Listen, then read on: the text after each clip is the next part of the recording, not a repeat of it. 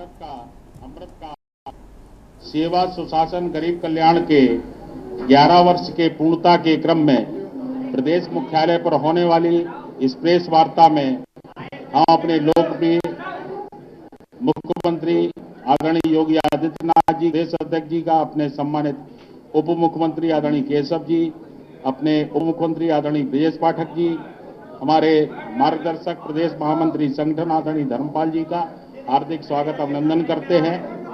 अब इसी क्रम में शिवभूषण सिंह जी से आग्रह करते हैं, प्रदेश मंत्री जी से, कि वो माननीय मुख्यमंत्री जी का स्वागत करें।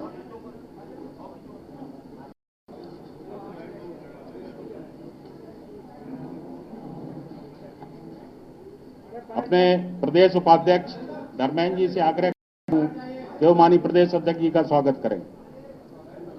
प्रदेश मंत्री अर्चना जी से आग्रह करता हूं कि हमारे मुख्यमंत्री आदरणीय के उप मुख्यमंत्री आदरणीय जी का स्वागत करें। मनीष जी से आग्रह है कि मीडिया प्रभारी मनीष जी से आग्रह है कि हमारे उप मुख्यमंत्री आदरणीय ब्रजेश पाठक जी का स्वागत करें।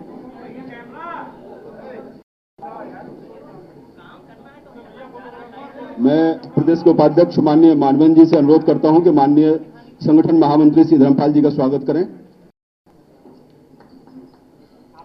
आगे की कार्रवाई के लिए मैं अपने सम्मानित प्रदेश अध्यक्ष आदरणीय भूपेंद्र जी से आग्रह करता हूं कि अपनी आगे की कार्रवाई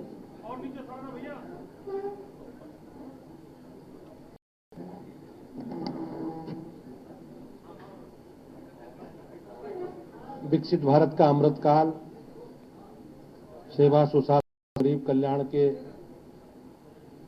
11 वर्ष पूर्ण होने के उपलक्ष्य में माननीय प्रधानमंत्री जी के नेतृत्व में एनडीए की सरकार के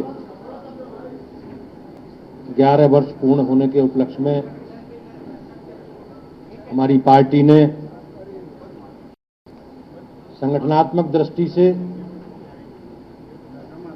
अलग अलग कार्यक्रमों के माध्यम से, अभियानों के माध्यम से हमारी सरकारों ने जो काम किए हैं, उन कामों की चर्चा हम सब घर घर जाकर अपनी सरकारों का कामकाज का रिपोर्ट कार्ड जनता के बीच में रख रहे हैं।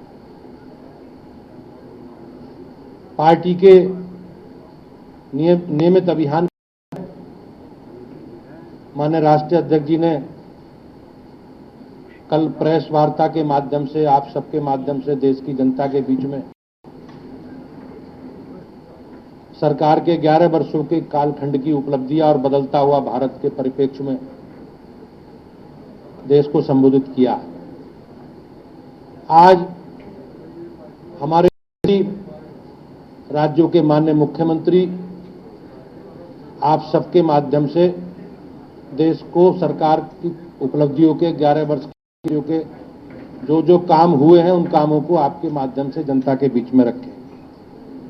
इसी प्रकार से भाइयों बहनों, जिला स्तर पर, महानगर स्तर पर और मंडल स्तर पर, शक्ति केंद्र स्तर पर, गांव में हम लोग लगातार 20-21 तारीख तक इस अभियान के माध्यम से जनता के बीच में अपने सरकार का लेखा जोखा जनता के बीच में रखें।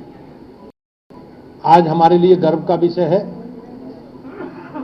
कि प्रदेश कार्यालय में आज हमारे माननीय मुख्यमंत्री जी हम सब लोगों को संबोधित करेंगे। मैं उनका हार्दिक स्वागत और अभिनंदन करता हूं।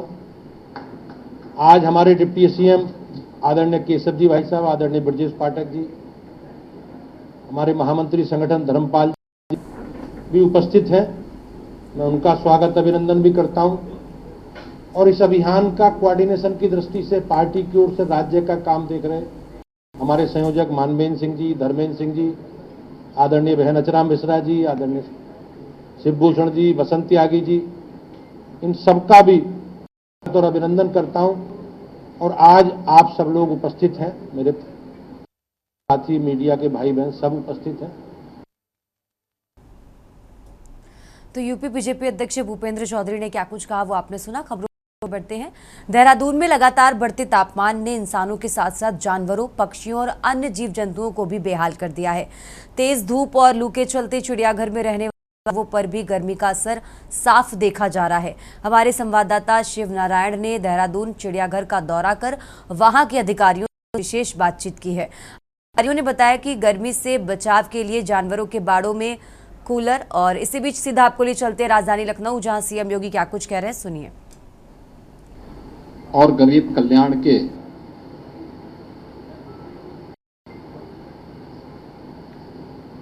प्रधानमंत्री मोदी जी के 11 वर्ष के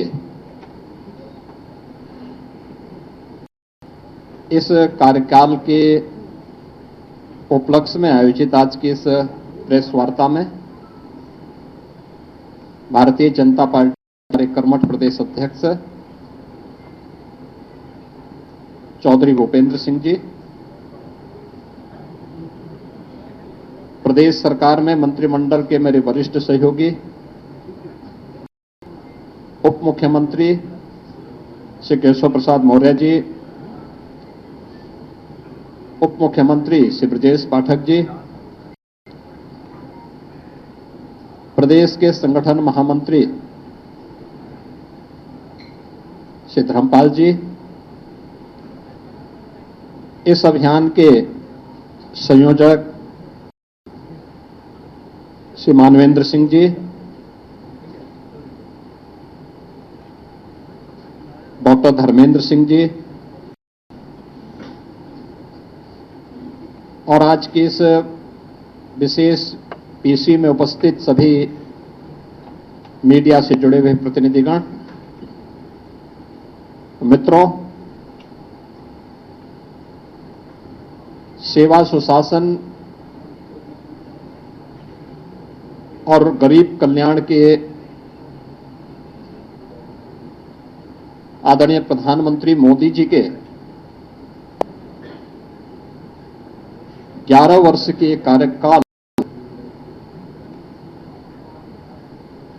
एक विकसित भारत एवं आत्मनिर्भर भारत के निर्माण के स्वर्णिम काल के रूप में जाने जाएंगे।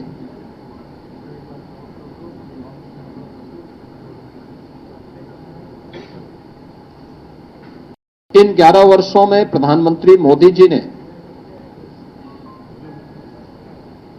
वैश्विक स्तर पर भारत के विश्वास को सुदृढ़ करते हुए भारत को न वैश्विक पहचान दी है, बल्कि स्वयं को तपाकर, खपाकर 140 करोड़ भारतवासियों को भी एक विश्वास का प्रतीक बनाया है।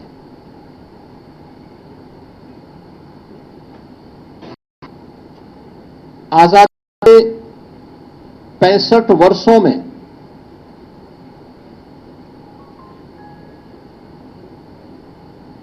कांग्रेस नेतृत्व की और अन्य अस्थिर सरकारों के कारण आम जन का जो विश्वास टूटा था,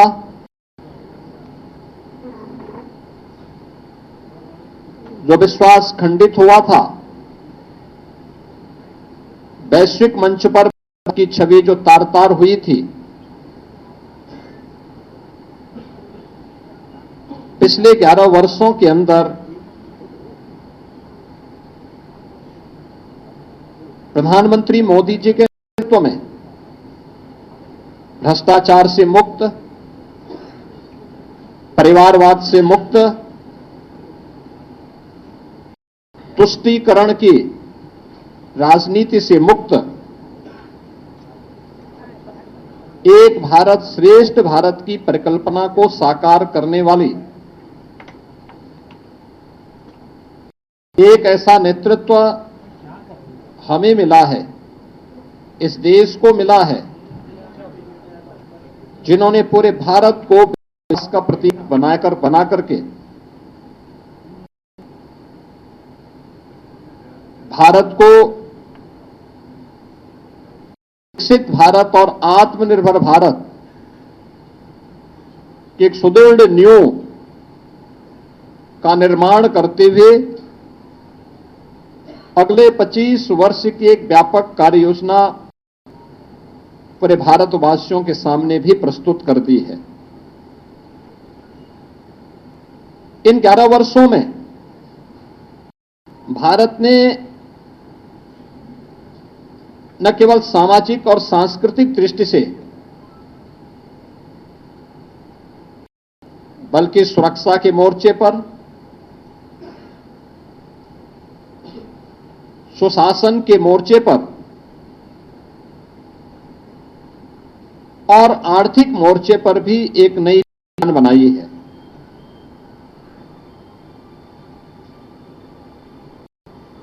शासन की नीति स्पष्टता, कार्यप्रणाली की पारदर्शिता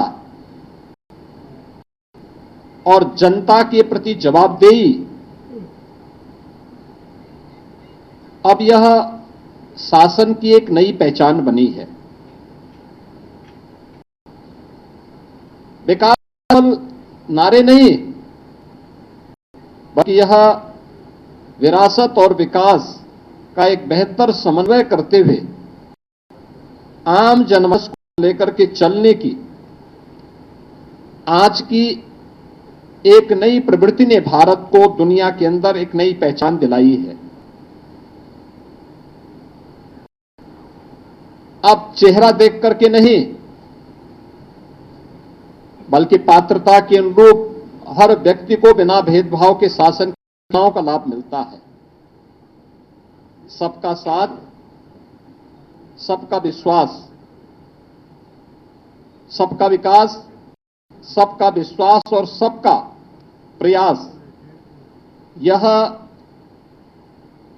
शासन की नीति का हिस्सा बना है और संतुष्टिकरण के आधार पर नहीं, बल्कि प्रत्येक नागरिक की संतुष्टिकरण के आधार पर अपनी कार्य योजना को आएगा। इस 11 वर्षों के अंदर नए भारत ने यह दृश्य देखा है। भ्रष्टाचार के प्रति जीरो टॉलरेंस, डिजिटल इंडिया के माध्यम से मिनिमम गवर्नमेंट मैक्सिमम गवर्नेंस का एक मॉडल भी भारतवासियों को देखने को मिला है। राष्ट्रीय एकता के प्रति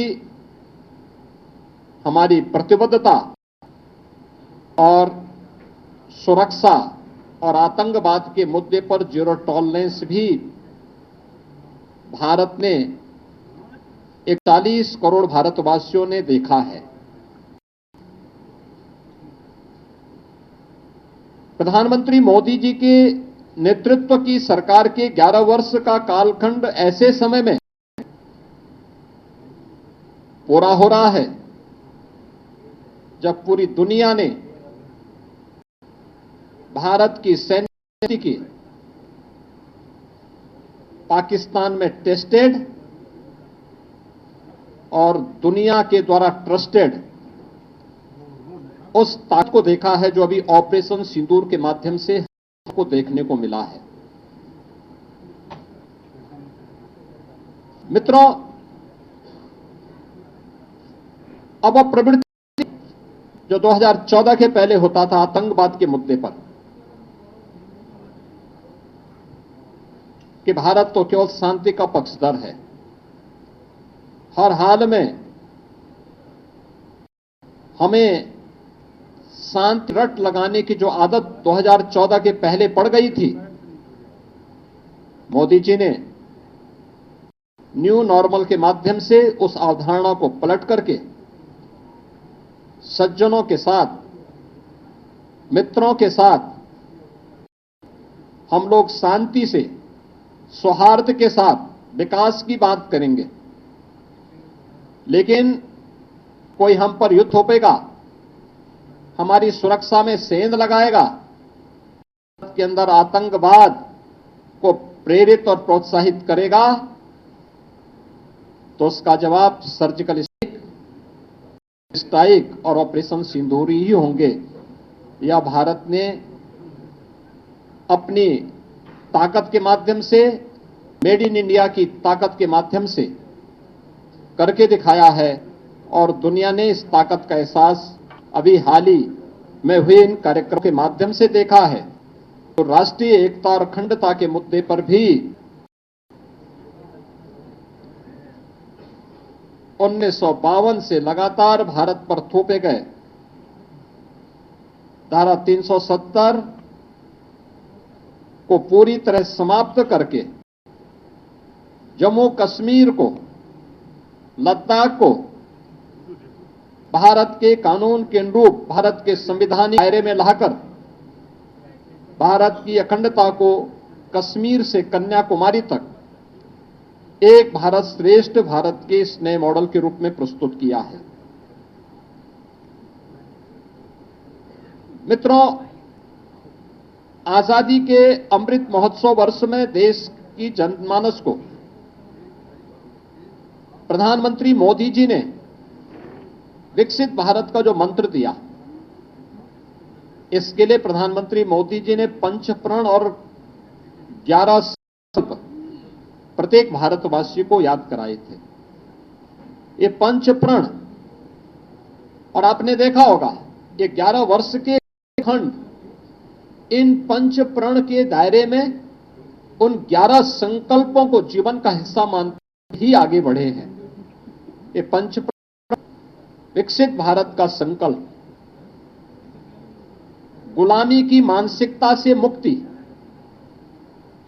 अपनी विरासत पर गर्व, राष्ट्रीय एकता और एकजुटता और नागरिक कर्तव्य का पालन। 11 वर्ष के कालखंड को अगर आप देखेंगे, सरकार ने विकसित भारत की जो आधार रखी है वह इन्हीं 5 प्रण को ध्यान में रख करके ही रखी है और इसी पर आधारित विकसित भारत का ये मॉडल जो आज भारत को के साथ भी जोड़ता है, दुनिया की एक आर्थिक महाशक्ति के रूप में भी स्थापित करता है और एक सामरिक शक्ति के रूप में भी भारत की ताकत का एहसास दुनिया को कराता है। उस नए भारत के लिए जो 11 संकल्प प्रधानमंत्री मोदी जी ने प्रत्येक भारतवासी के लिए सुनिश्चित, उनमें कर्तव्य का पालन, एक समावेशी विकास, गांव, गरीब, किसान, नौजवान, महिलाएं, समाज के प्रत्येक तबके को ध्यान में रख करके किए गए कि पिछले 11 वर्ष गरीब कल्याणकारी कार्यक्रम, इंफ्रास्ट्रक्चर के डेवलपमेंट का जो मॉडल है, ये सभी उसके हिस्से हैं। भ्रष्टाचार मुक्त शासन, टेक्नोलॉजी का उपयोग करते, डीबीटी के माध्यम से जो कार्य पिछले 11 वर्ष के अंदर देखने को मिले हैं, स्वतंत्र भारत में 65 वर्षों में इस प्रकार का मॉडल कभी भी देखने को नहीं मिला। कानून का सम्मान, हर व्यक्ति कानून से बड़ा कोई नहीं, हमें कानून का सम्मान करना होगा क्योंकि कानून हर भारतवासी को संरक्षण देता है। वंशवाद की राजनीति का अंत, ये परिवारवाद की राजनीति, ये जातिवाद को भी बढ़ावा देती है, देश के सामाजिक ताने बाने को छिन्न भिन्न करती है, इतिहास की उन गलतियों की पुनरावृत्ति नहीं होने देना है जिनके कारण देश फिर से जिसके कारण देश गुलाम हुआ था, उस प्रकार की पुनरावृत्ति फिर न हो, इसके लिए वंशवाद की राजनीति को समाप्त किया जाए।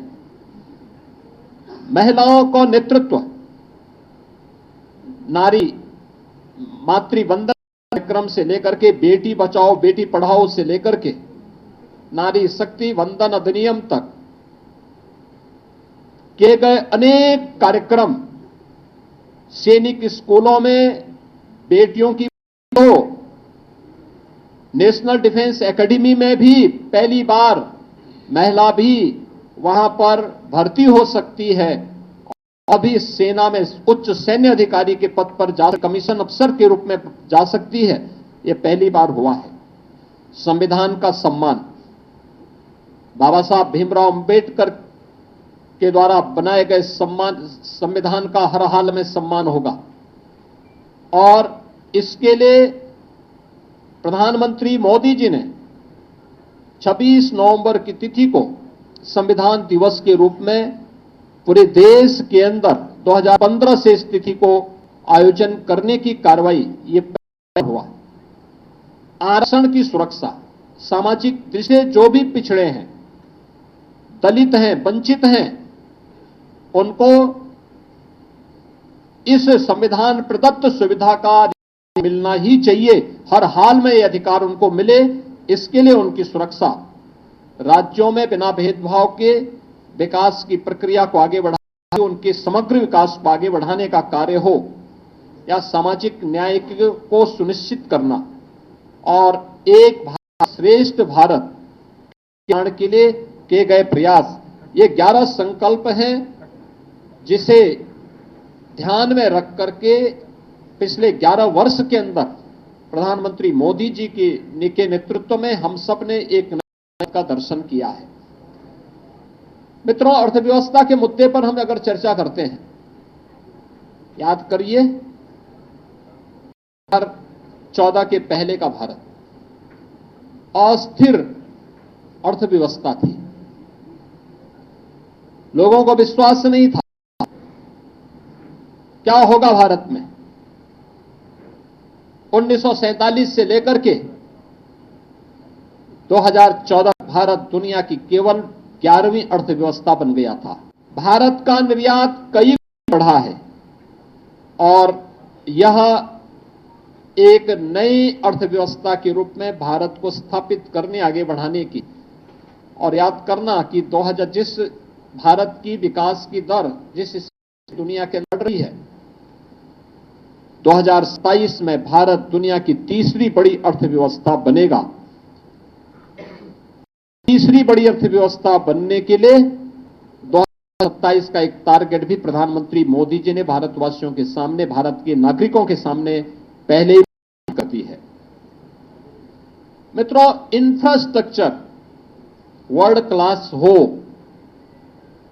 यह इंफ्रास्ट्रक्चर अर्थव्यवस्था का बाहरी ढांचा होता है, उसकी रीढ़ होती है, और सुदृढ़ अर्थव्यवस्था के लिए आवश्यक होता है बेहतर इंफ्रास्ट्रक्चर। आपने इस बात को महसूस किया होगा कि श्रद्धेय अटल बिहारी वाजपेयी जी ने अपने कार्यकाल के दौरान उन्होंने अर्थव्यवस्था पर ध्यान केंद्रित किया था। प्रधानमंत्री ग्रामीण सड़क योजना उस समय उन्होंने लागू की थी, स्वर्णिम चतुर्भुज की योजना हाईवे के लिए लागू की थी। और अगले 10 वर्ष तक फिर ये योजना ठप सी पड़ गई। यूपीए गवर्नमेंट के दौरान की हाईवे की स्पीड 11 किलोमीटर प्रतिदिन थी और आज ये उससे 3 गुने से अधिक, यानी लगभग 35 किलोमीटर प्रतिदिन है। 35 किलोमीटर हाईवे पर डे बनने की आज नए भारत की है। आज हमारी 99% ग्रामीण क्षेत्र की सड़कें, यानी ग्रामीण हमारे गांव आज प्रधानमंत्री ग्रामीण सड़क योजना से कनेक्टेड हो चुकी हैं। और इस दौरान देश के अंदर 3,80,000 किलोमीटर ग्रामीण सड़कों का निर्माण भी पिछले 11 वर्ष के अंदर हुई है। और इसी प्रकार से देश के अंदर हाई स्पीड कॉरिडोर के निर्माण के लिए भी कार्य हुआ, जिसमें 3,600 किलोमीटर का हाई स्पीड कॉरिडोर और देश की पहली रैपिड रेल उत्तर प्रदेश के अंदर भी प्रारंभ हुई है, जो दिल्ली मेरठ के बीच में प्रारंभ हो चुकी है। इन 11 वर्षों में लगभग 15,000 किलोमीटर हाईवे का विस्तार हुआ है, जिसके बारे में मैंने आपको पहले बताया कि आज भारत की जो प्रतिदिन स्पीड है, हाईवे की स्पीड है, जो आज हाईवे हमारे बन पा रहे हैं, ये 35 किलोमीटर पर डे के हिसाब से आज बन रहे हैं, जबकि यह 14 तक मात्र 11 किलोमीटर पर डे की थी। मेट्रो, पब्लिक ट्रांसपोर्ट का बेहतरीन माध्यम मेट्रो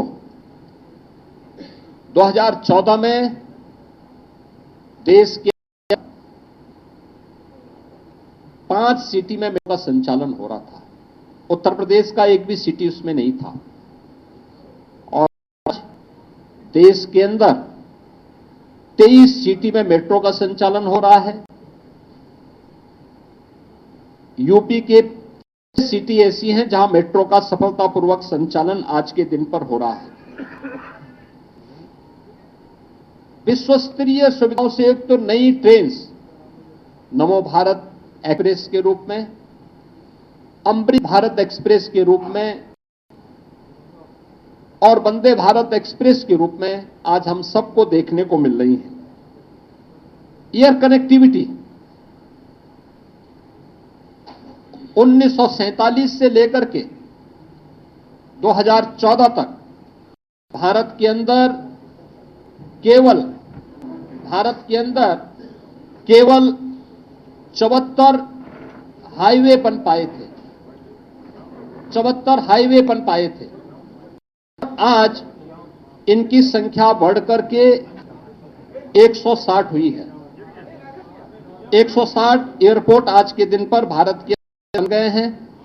और उत्तर प्रदेश के अंदर हम देखते हैं तो उत्तर प्रदेश के अंदर यह संख्या अगर 2017 में केवल 2 एयरपोर्ट पूरी तरह और 2 आंशिक रूप से सक्रिय थे, तो आज के दिन पर उत्तर प्रदेश में 16 एयरपोर्ट पूरी तरह सक्रिय हैं और कार्य कर रहे हैं, जिनमें से 4 इंटरनेशनल एयरपोर्ट हैं और 5वां इंटरनेशनल एयरपोर्ट उत्तर प्रदेश के अंदर बहुत शीघ्र जेवर में गौतम बुद्ध इंटरनेशनल एयरपोर्ट के रूप में सामने आ रहा है। अन्नदाता किसान देश के अंदर राजनीतिक एजेंडा हिस्सा 2014 में ही बन पाया था। सॉइल हेल्थ कार्ड हो,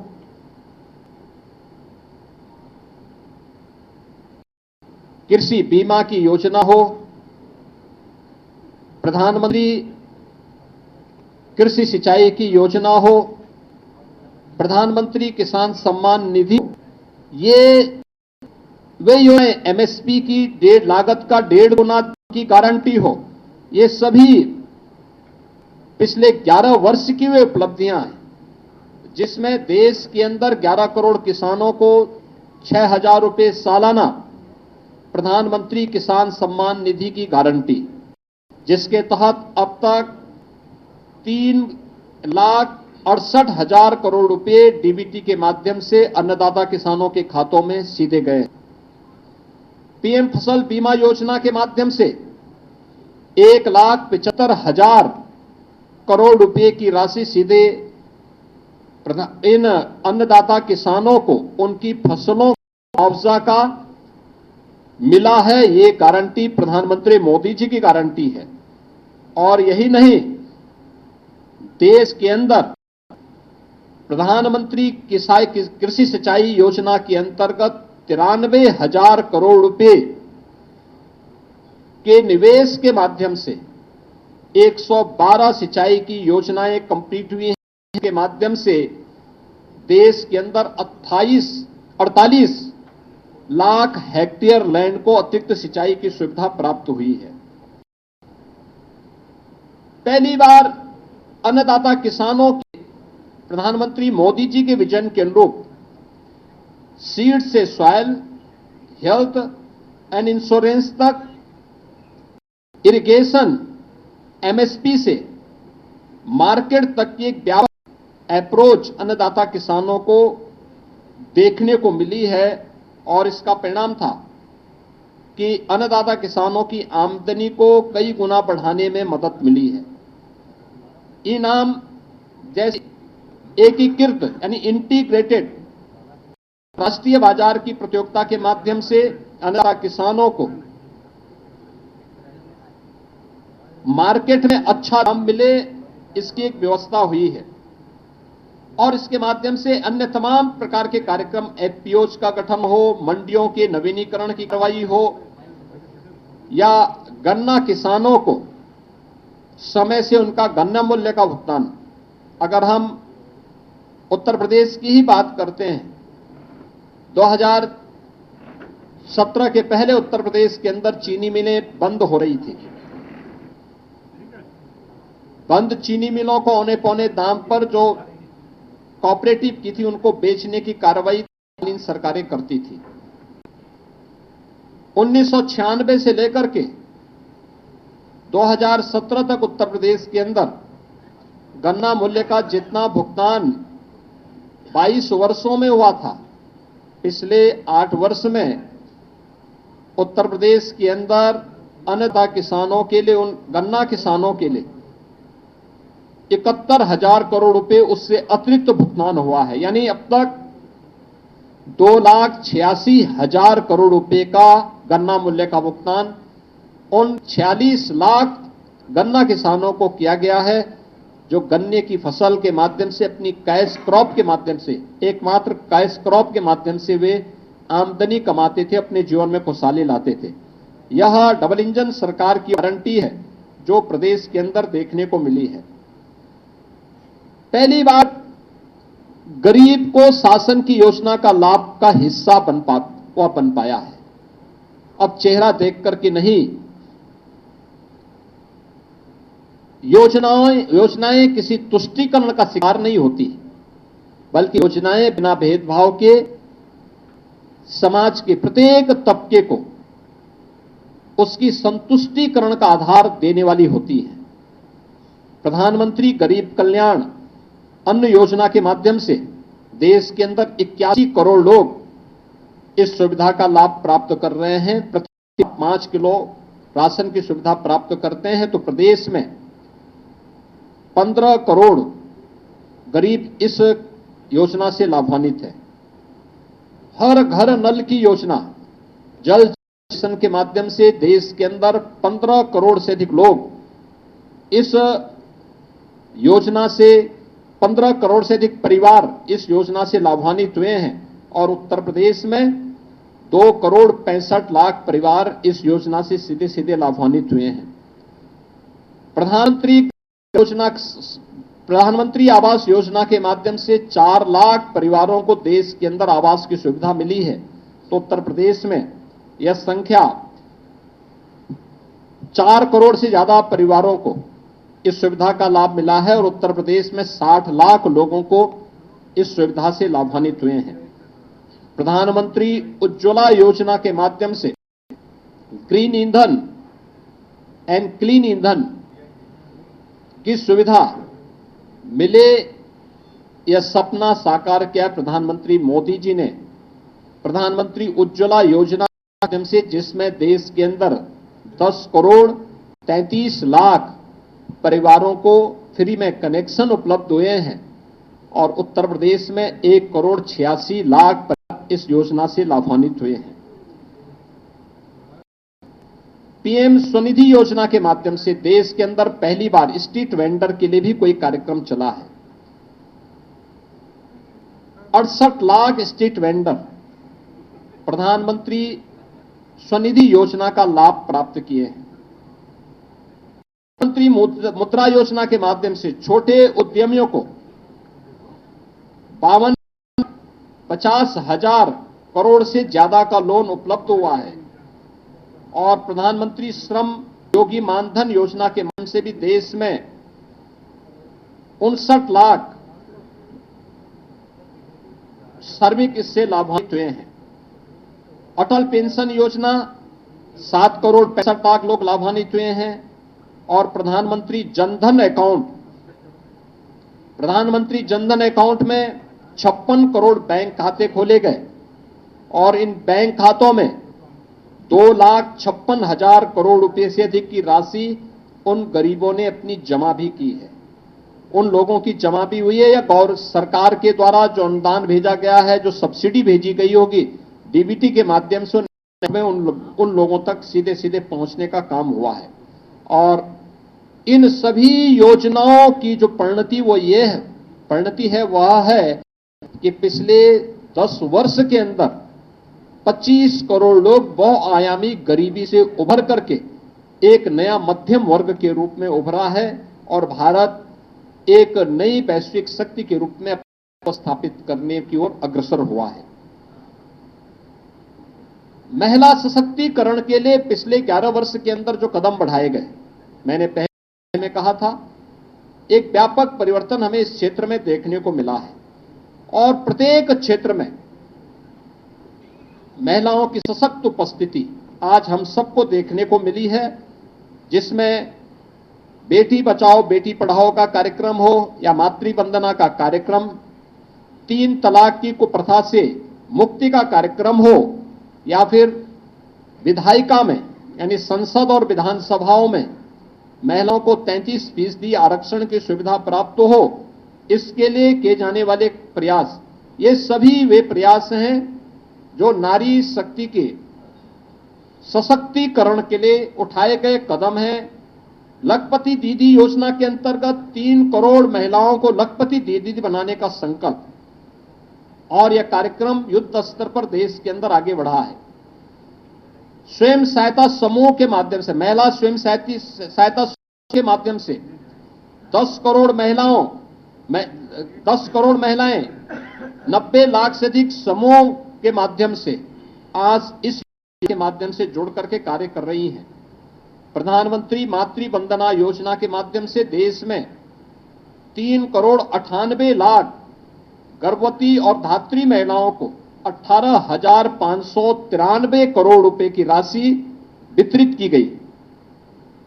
इस दौरान प्रधानमंत्री मोदी जी के मार्गदर्शन में, उनके यशस्वी नेतृत्व में उठाए गए कदमों का परिणाम है कि मातृ मृत्यु दर को, शिशु मृत्यु दर को नियंत्रित करने में भी सफलता प्राप्त हुई है और नेशनल हेल्थ सर्वे 5th के अनुसार जो सेक्स रेशियो देश का था उसको भी बेहतर बनाने में काफी इसके माध्यम से उसमें काफी मदद उसके माध्यम से मदद मिली है। दुनिया जब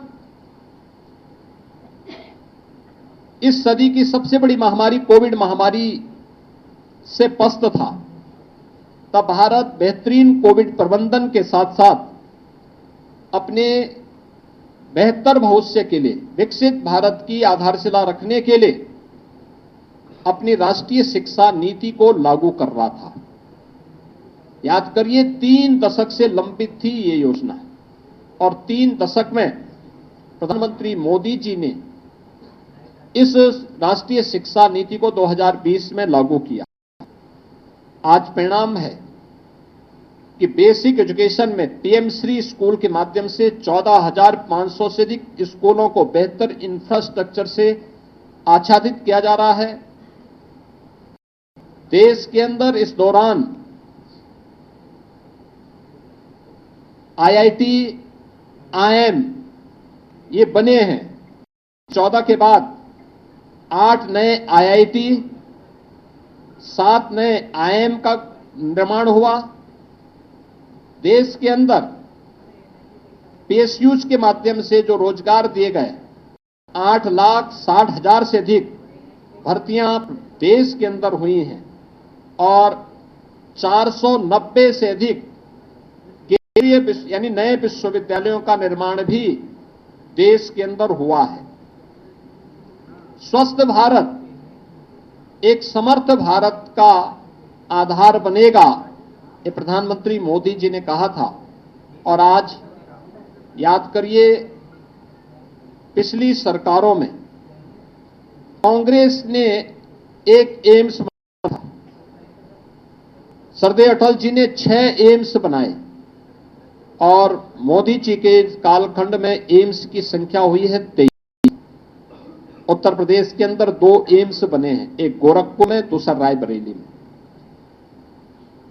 देश के अंदर 2004 केवल 380 मेडिकल कॉलेज थे। आज अकेले उत्तर प्रदेश में 80 मेडिकल कॉलेज हैं और देश पर 2045 मेडिकल कॉलेज वर्तमान में मेडिकल की शिक्षा प्रदान कर रहे हैं। एमबीबीएस की सीट्स 2014 तक केवल 51,348 सीट्स थी। आज ये संख्या बढ़कर के 1,08,000 हुई है। और पीजी की सीट्स 2014 में 13,246 थी। आज ये संख्या बढ़कर के 74,000 इसके बाद नई जुड़ी हैं। इसी प्रकार से आयुष्मान भारत के अंदर पहली बार देश के अंदर 9 करोड़ से अधिक, देश के अंदर 50 करोड़ से अधिक लोग इस योजना से आच्छादित हुए हैं। और जिसमें आज भी 1,30,000 करोड़ रुपए से अधिक का मुफ्त इलाज की सुविधा भी लोगों को उपलब्ध करवाई गई है। आयुष्मान आरोग्य मंदिरों की संख्या भी देश के अंदर 1,73,000 से अधिक हुई है। जन औषधि केंद्र के माध्यम से सस्ती औषधि लोगों को प्राप्त हो, 16,000 से ऐसे जन औषधि केंद्र जिनके माध्यम से एक सामान्य नागरिक के 38,000 करोड़ रुपए की बचत हुई है। और ई संजीवनी के माध्यम से भी देश भर में 37 करोड़ से अधिक टेली कंसल्टेशन की सुविधा आम जनमानस को देने की कार्रवाई हुई है। यानी समर्थ भारत के लिए 65 वर्षों में स्वस्थ बनाने के लिए जो कार्यक्रम होने चाहिए थे, उससे कई गुना पिछले 11 वर्ष के अंदर हम सबको देश के अंदर देखने को मिला है। आस्था और अर्थव्यवस्था का बेहतर समन्वय हो सकता है। विरासत भी विकास का माध्यम बन सकती है। ये हम सब ने महाकुंभ के माध्यम से देखा। प्रधानमंत्री मोदी जी का मार्गदर्शन और नेतृत्व ने प्रयागराज महाकुंभ की सफलता को जिन ऊंचाइयों तक पहुंचाया था, आपने उसको महसूस किया होगा। कैसे उसके माध्यम से हमने एक नए भारत का दर्शन किया। आस्था के माध्यम से आर्थिकी के 5 नए कॉरिडोर यूपी के अंदर बनते हुए दिखाई दिए और उनके माध्यम से उन क्षेत्रों में रोजगार और अर्थव्यवस्था को जो बल मिला है, आज हमें यह विरासत और आर्थिकी का बेहतर समन्वय हम सबको देखने को मिलता है। एक नई काशी के रूप में काशी विश्वनाथ कॉरिडोर, आज काशी के अंदर बाबा विश्वनाथ धाम के निर्माण के बाद श्रद्धालु और पर्यटकों की आई भीड़ और की अर्थव्यवस्था में आए युगांतरकारी परिणाम हम सबके सामने देखने को मिल रहे हैं। नमामि गंगे परियोजना का परिणाम महाकुंभ की सफलता के रूप में हम सब देख सकते हैं। काशी विश्वनाथ धाम काशी के साथ साथ आसपास के जनपदों की अर्थव्यवस्था भी एक नई गति दे रहा है। अयोध्या में श्री राम जन्मभूमि में 500 वर्षों के बाद रामलला का विराजमान होना, अयोध्या को एक नई विकसित नगरी के रूप में वैश्विक मंच पर स्थापित होना और इसके माध्यम से रोजगार और अर्थव्यवस्था को एक नई गति मिलना। इसी प्रकार से विंध्यवासिनी धाम हो, नेमिष धाम हो, सुख तीर्थ हो, मथुरा वृंदावन, चित्रकूट या अन्य सभी पवित्र स्थलों के विकास के साथ साथ देश के अंदर महाकाल का महालोक हो, केदारपुरी और बद्रीनाथ धाम जैसे पवित्र धाम के सुंदरीकरण और वहां पर बुनियादी सुविधाओं को सुदृढ़ करने की कार्रवाई हो, ये सभी हम सब ने देखे ही हैं और इन पर निरंतर कार्य हो रहा है। पहली बार आजाद भारत में कार्य हुआ है। सोमनाथ के मंदिर का नया स्वरूप प्रधानमंत्री मोदी जी के विजन का मूर्त रूप है। तो देश के अंदर पहली बार लौह पुरुष सरदार वल्लभ भाई पटेल की दुनिया की सबसे ऊंची प्रतिमा केवड़िया गुजरात में सरदार सरोवर तट पर, नर्मदा जी के तट पर स्थापित होना, यह भारत की विरासत के प्रति सम्मान का। बाबा भीमराव अंबेडकर के पंच तीर्थों की स्थापना का कार्य उत्तर प्रदेश के अंदर संत रविदास जी की जन्मभूमि सीर गोवर्धन का विकास, या फिर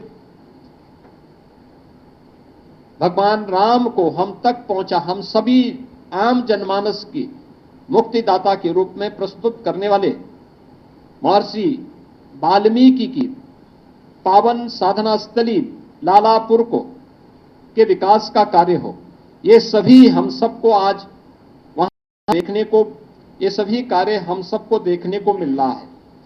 देश के अंदर अगर हम देखें तो चाहे वह प्रधानमंत्री संग्रहालय के माध्यम से देश के पूर्व सभी प्रधानमंत्रियों के देश के लिए जीवन और उनके योगदान की निष्पक्ष रूप से प्रदर्शित करने का कार्य हो, या फिर नेताजी सुभाष चंद्र बोस का भारत के स्वतंत्रता आंदोलन में किए गए योगदान के प्रति कृतज्ञता ज्ञापित करने का कार्य इंडिया गेट के पास उनकी भव्य प्रतिमा के अनावरण के माध्यम से, या जलियांवाला बाग परिसर के पुनरुद्धार के कार्य हो, ये सभी इस बात का उल्लेख करते हैं कि प्रधानमंत्री मोदी जी ने विरासत को विकास के साथ जोड़ने का जो कार्य वह हम सबके सामने है। 15 नवंबर की तिथि जनजातीय गौरव दिवस के रूप में भगवान बिरसा मुंडा की जयंती के रूप में मनाया जाए, इस उनके जनजातीय विरासत को हम संरक्षित करने का कार्य म्यूजियम के माध्यम से भी प्रस्तुत करें। लोक माता अहिल्याबाई की 300वीं जयंती का कार्यक्रम पूरे भारत अखिल भारतीय स्तर पर लोक माता की दूरदर्शिता के अनुरूप हम लोग आयोजित करें। ये कार्यक्रम जिस भव्यता के साथ हुए हैं, ये सभी आज उन कार्यक्रम जोड़ने के कार्यक्रम हैं ही।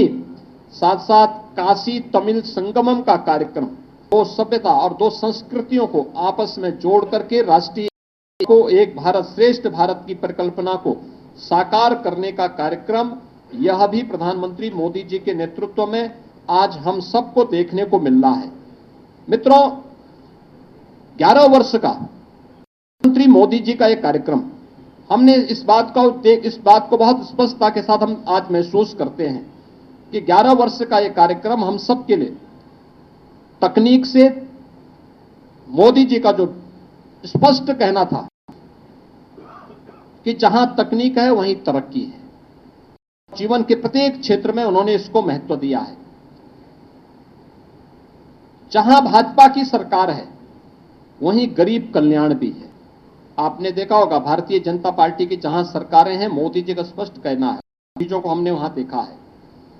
शासन अब केवल हम शासन में बैठे इस आधार पर हम केवल अपना अधिकार जताएं नहीं, सेवा का माध्यम बनेगा। सरकार आम जनमानस के साथ सहभागी बनेगी और सुशासन अब संस्कृति के रूप में हमें देखने को मिल रही है। 11 वर्ष के प्रधानमंत्री मोदी जी के शासन काल को हमने इन रूपों में देखा है। 11 वर्ष का यह कार्यकाल सेवा को संकल्प के रूप में, सुशासन को संस्कृति के रूप में और सुरक्षा को सर्वोच्च प्राथमिकता देता है। यही है भारत और यही है विश्व का नए भारत पर विश्वास। प्रधानमंत्री मोदी जी का 11 वर्ष का यह कालखंड, ये कार्यकाल नए भारत को एक और आत्मनिर्भर भारत के स्वर्णिम कालखंड के रूप में प्रस्तुत करता है। इस स्वर्णिम कालखंड के लिए हम उत्तर प्रदेश सरकार और उत्तर प्रदेश वासियों की ओर से आदरणीय प्रधानमंत्री जी को बधाई देते हैं, उनका हृदय से अभिनंदन करते हैं। धन्यवाद।